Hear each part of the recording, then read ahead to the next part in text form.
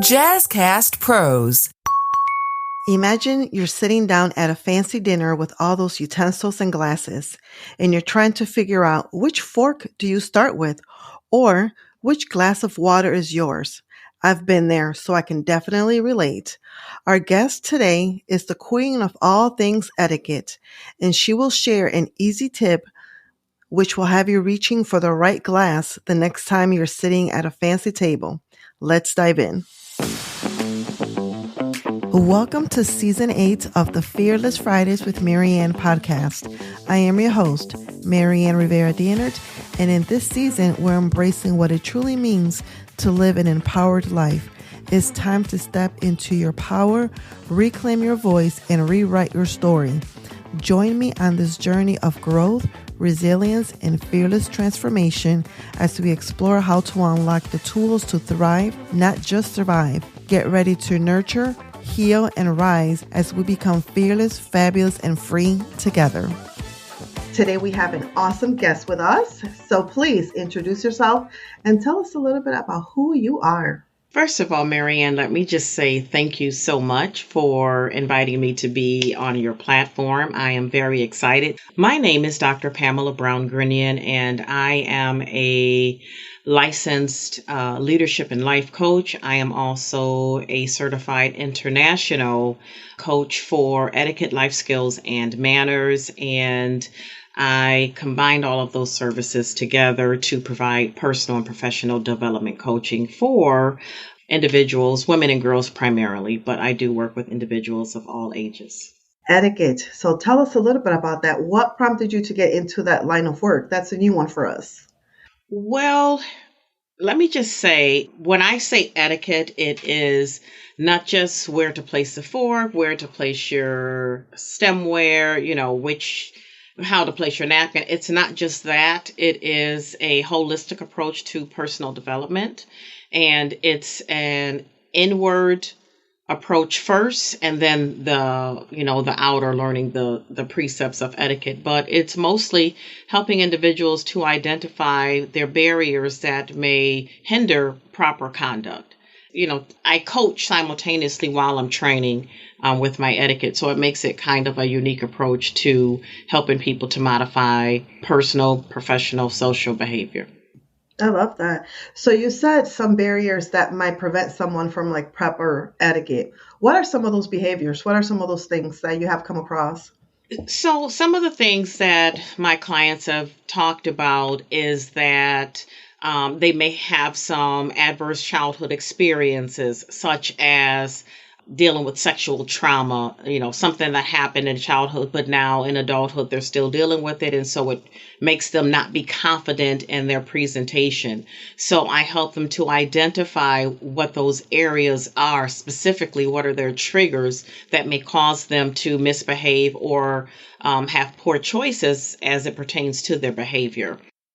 Other issues have been, people may say, I grew up in poverty, and so therefore I don't know how to broaden my social strata so that I can behave properly in all socioeconomic demographics or with all people. So I would help people to identify specifically what their fears are surrounding that. How would they overcome those fears? And then how can we build their confidence so that they are able to modify their behavior in any contextual setting? So one of the things that I personally struggle with, and it happens at every party that I go to, I'm sitting there and I have all these utensils, all these plates and cups and glasses. So what's an easy, quick tip that you can provide us, especially for me, being selfish here, that when I sit down at the table, I'm not asking the person next to me, so which is my cup, which is my glass, which fork do I start with? Right. The easiest way to remember is either BED or BMW. So we're going to go from left to right. So B, so your bread would be to your left. And then in the middle is your entree. The D are your drinks. So BED, bread, entree, drinks, or bread, meal, water, BMW. So that's just an easy, you can't get it wrong if you just think, oh, I'm just going to bed or I'm going to get into my BMW. So what fork do you use? Because usually there's two on the side. You start from the outer and work your way in. So your outer Gotcha. fork would be your salad fork, and then you would work your way in. Gotcha. I love that. What has been like something that you've come across, working with a client or maybe with a group or something like that, that you're like, wow, like I'm glad I came into this field, something that like shocked you or something like that? Some of the most rewarding things is when I work with youth. Like, for example, I work with a group on Sunday. These were a group of phenomenal young ladies. They are like the little sisters to the Zeta sorority called the Arcanettes. And it was just a phenomenal experience that they were so engaged with everything that I was teaching. They wanted to learn, and they were absorbing everything that I was teaching. Like when I asked them, what are these pointy things on the fork called? They would say they're tines. And I would say, what's the edge on oh, that's the serrated edge. Like everything that I taught them when I did the oral quiz, they were able to just tell me. It was just phenomenal. And I'm always my heart is always touched when I can work with little girls that look like me. And I know that I'm teaching them skills that they will have for the rest of their life, that even though this may be a one and done interaction, the seed that I've planted will be there for a lifetime. It's so rewarding. I love that. What was missing, if anything, in your life, or what was it about, etiquette and connecting the two, coaching, that you decided to pick that niche to go into? Well, it wasn't there. Mm. And so when I started doing this, it was to fill a void that I had in myself. And so I knew in my community that there was a void with other young ladies. And so I guess what really inspired me, when you would watch as a little Black girl and you're watching Leave It to Beaver and the Brady Bunch and the Partridge Family, and they have their housekeeper and they set the table and they have dinner together every night. And if there's a table setting, there's a place setting for each person. And I'm like, we don't do that. We don't have that. And then you go to your drawer and your flatware, your silverware, it may match, it may not. But you had some utensils, and just the paucity of the cultural experiences that was lacking, I noticed. And then the far extreme was, I just loved watching The Young and the Restless, because Jill and what's her name, Nikki and Catherine. Oh my God, honey, Mrs. Chancellor. Oh.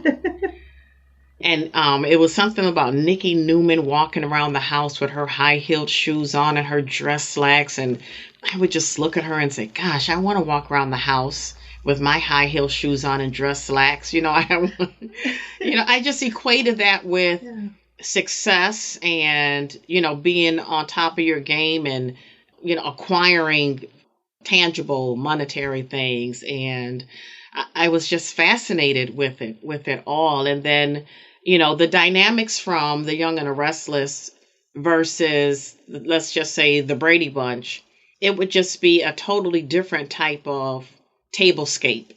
You saw the regular family style one course meal, right. But then when you saw The Young and the Restless tablescapes, it was just like, oh my God. And it was beautiful and it was elegant. And I was just so attracted to just the finer things in life, just have always been attracted. So do you also teach young ladies how to walk in heels?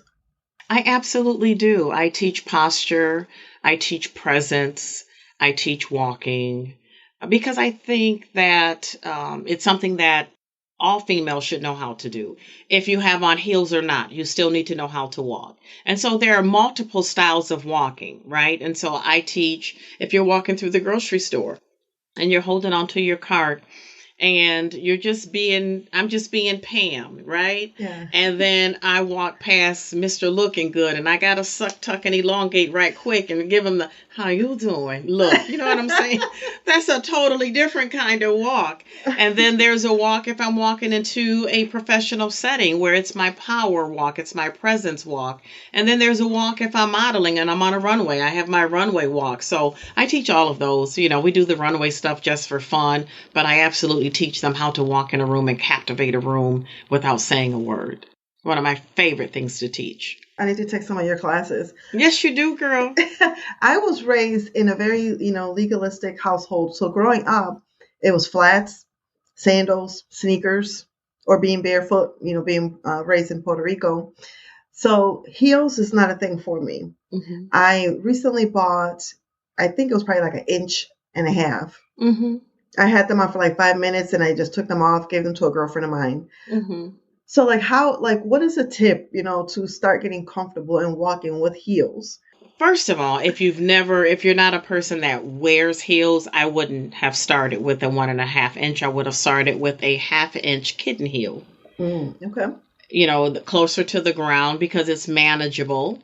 But I would teach you how to walk with your flats first, but pretend as if you had heels. So then when you put the heels on, there'll be a natural transition. It really won't feel like, oh, wow. So if you're used to being barefoot, then we will walk without any shoes on at all, because that'll get you acclimated to feeling what the ball of your feet feels like, to the floor. And then if you put a flat shoe on, how do you, what do you feel when you have a flat shoe on? And then when you transition to your kitten heel, how do you transition? And then, I just teach you the different ways of how do you do your walking into an office, to your how you doing walk, to your, to your, how do you walk into a boardroom walk, or how do you just come in if you just want to, captivate the people that are watching the door. I want to be memorable when I come into a room. If I'm the first person, the 15th person, or the 50th person,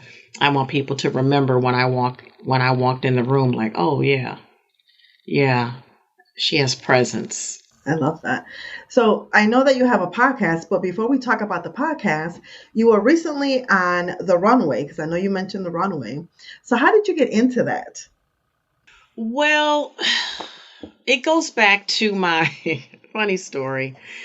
My high school years. You know how your counselors, all the counselors would get together and prepare some type of career day or whatever at school. So I was an athlete. I did just enough academically to be eligible for sports.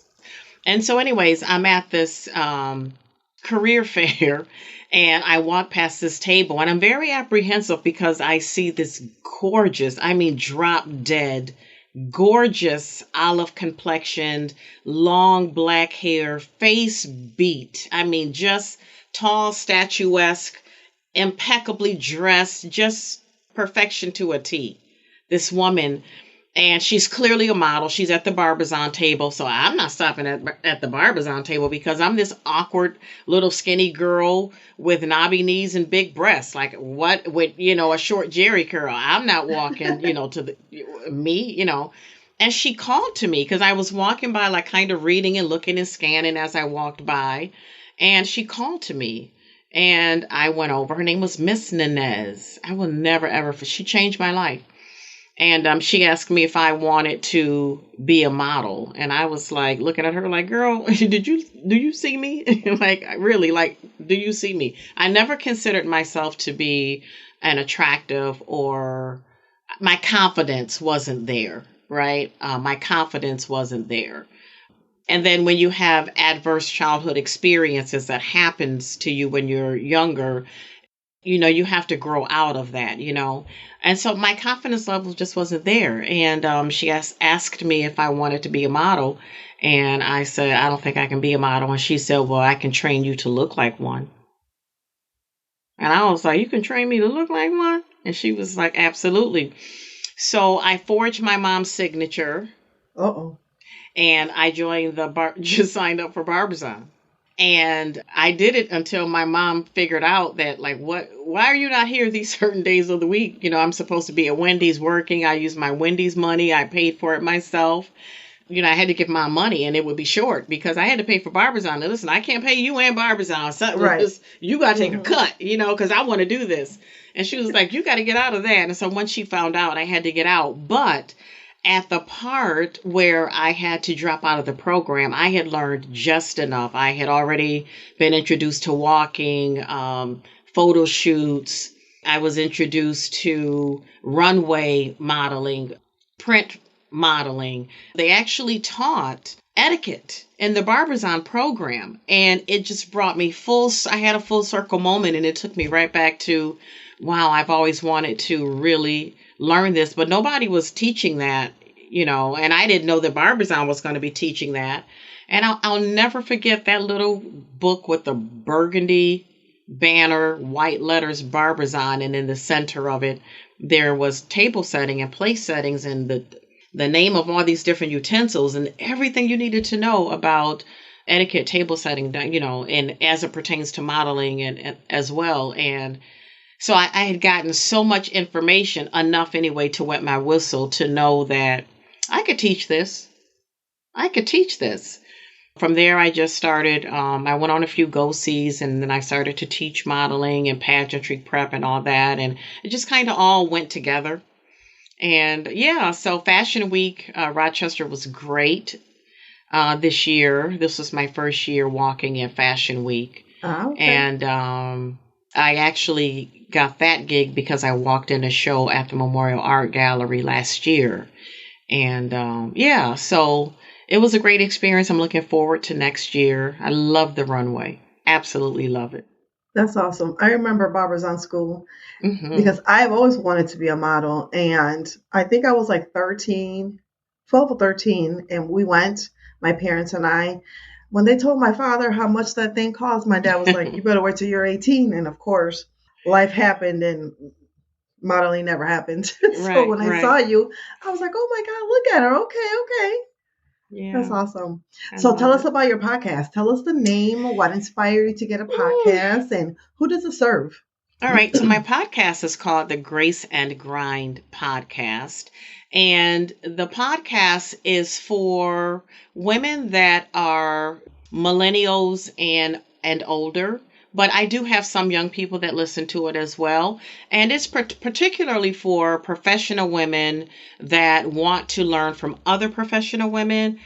I look for women that has had some type of adverse experience in their life or professionally that are now on the other side. So yeah, it looks to serve women that are looking to become more professional and not choose. The magic of it is not choosing, not feeling like you have to choose if you're going to be a boss or if you're going to be a feminine, elegant lady, right? That you can be a boss and still be feminine and elegant, and you don't have to compromise that, and you don't have to choose one or the other. You can be a bad, and still run the boardroom and look great doing it and be on top of your game. So since you brought that up, especially when it comes to the Black and Brown community, women in particular, minority women, that we have this reputation, this assumption that we're a certain way in the workplace. Mm-hmm. Can you talk a little bit about that? Like, how can someone present themselves with authority, with assertiveness, without coming off bitching, arrogant, and things like that? So first of all, let me just say this. I have an intentional and purposeful way that I conduct myself. I am going to be professional. I'm going to be a lady. I don't care what setting I'm in. If you have an encounter with me, when you finish, it's going to be, she's a classy lady. And so that's my mindset. My mindset is I'm always going to represent myself. I'm always going to represent the Black populace of women in a positive manner. And so I just go into any situation just knowing that Black excellence is required. It's required. Now, do I feel like I have to abandon my femininity in order for me to show that I'm knowledgeable or I'm an expert in something? Absolutely not. Now, have I done that in the past? Yes, when my confidence level and imposter syndrome was, driving, and had the front seat and I was in the passenger seat. But I'm not that person anymore. And so I show up as myself unapologetically. And if you don't like it, that's your problem, kind of thing. But I'm going to come with grace. I'm going to come with humility. I'm going to come with professionalism. I'm going to come with excellence. I'm going to come with etiquette. And I'm going to be my authentic self. And that's just, so I would just suggest to people to If you don't know who you are, call me and I'll help you find that chick. Okay. For number one. And number two, just try to spend some time, some quality time with yourself. Ask yourself poignant questions of self-discovery so that you can understand, what do you stand for? Like, what is your personal declaration of independence? What is your personal constitution? Right? And mine is, I'm always going to be fly. My hair is going to be laid. My face is going to be beat. My behavior is going to be intact. I'm going to represent myself well first because I'm intentional and purposeful about the way and the image that I want to present and the way that I want people to perceive me. And so I run into a lot of women who they don't know yet, what their personal persona is. And so I would say you have to find out what that person is. And then again, if you don't know how to connect with that person, or you're having a hard time finding her, give me a call. That's my expertise. And I guarantee you there are barriers that are hindering people, from women particularly, from finding out who that person is that they really want to express and be. Yeah. So without going into too deeply, because we're definitely going to have you on and have another conversation, but you've mentioned, obstacles, adverse, trauma in the past.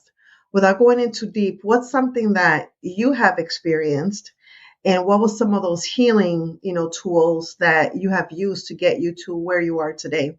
Well, I can tell you that probably the biggest barrier, I would say, was experiencing sexual childhood trauma and carrying it into adulthood. I would say that robbed me of a lot of my years, because your self-confidence and your self-esteem and just your uncertainty of yourself and not being sure of who you are, or why you are the way you are and all of that. And again, soul searching, asking myself poignant questions, and really being, I use the word intentional a lot because I've grown to that space. You have to want to heal, right? You have to say to yourself, I'm sick and tired of being sick and tired. You have to say to yourself, I'm tired of this thing, whatever it is, robbing me of my life. I'm tired of it taking up so much space and energy in my soul.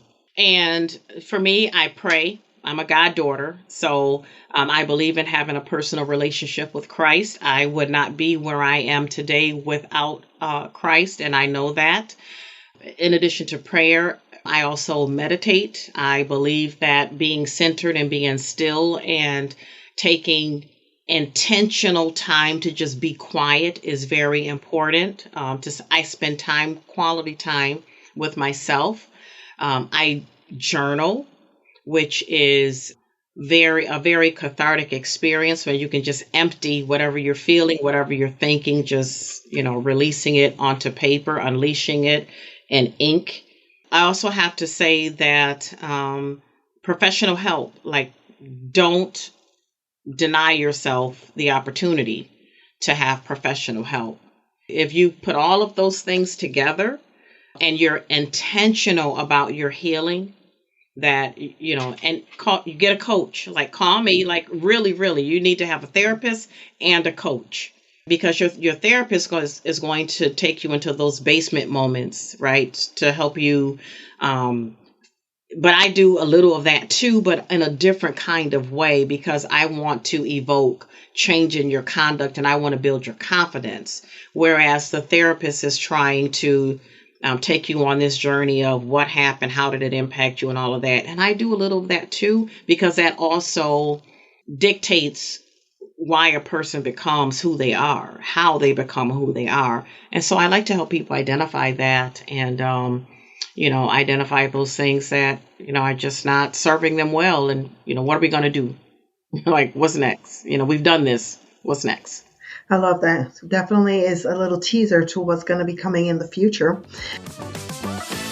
You are on the Fearless Friday podcast. Yes. How are you living a fearless life? Maryann, I would have to say I am living a fearless life because I am doing what I'm doing with my business. So I have the Etiquette School, I sell life insurance, I have a podcast, I have a coaching business, and I combine all these things together. And I do it all in faith, not knowing what the next move is, not knowing who the next client is going to be. I'm walking in faith, and I believe that is a fearless and a bold move, because most times, God doesn't show you the end result. He just says, go, right? Just go. And so to me, my fearless act is just going because I know that this is my purpose and my passion, and I'm supposed to. So here I just show up. I love it.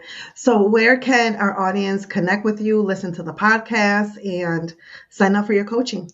Well, you can connect with me on social media. My handles on every social media is I am Dr. Dr. Pamala, Pamala, everywhere. That's what I'm listed as. Or you can call me at 585-454-9827. The podcast is everywhere you go for your other favorite podcasts: Spotify, Pandora, Apple Podcasts, Amazon. Wherever you go for podcasts, you can find Grace and Grind podcast. Thank you so much for being with us today. Thank you so much for having me. I really enjoyed speaking with you. Thank you for tuning in to today's episode. If you enjoyed the conversation, be sure to leave a 5-star review and share with a friend or two. If you're not already following us on social media, come join the Fearless community at MRD Empowerment Solutions on Facebook or Instagram, or visit our website, MaryannRiveraDannert.com. I'll catch you next week with a new episode, and remember that you are a priority and you matter.